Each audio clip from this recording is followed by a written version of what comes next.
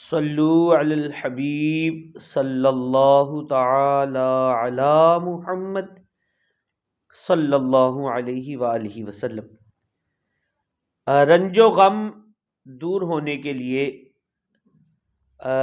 فجر کی سنت اور فرض کے درمیان 40 مرتبہ پڑھنا مفید ہے، اور مقروض روزانہ کسی بھی وقت دن میں 100 بار پڑھے تو قرض سے چھٹکارا پائے گا انشاءاللہ الکریم۔ کرنا کیا ہے؟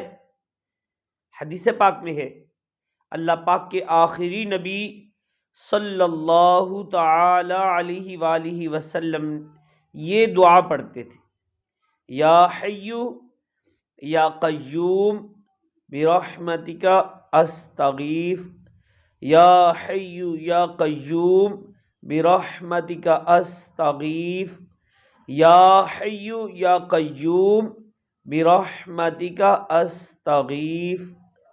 اے ہمیشہ زندہ رہنے والے، اے ہمیشہ قائم رہنے والے، میں تیری رحمت سے مدد مانگتا ہوں۔ تو جب کوئی چیز غمگین کرتی ہو تو یہ وظیفہ پڑھ لیجئے، انشاءاللہ عز و جل فائدہ ہوگا۔ صلو علی الحبیب۔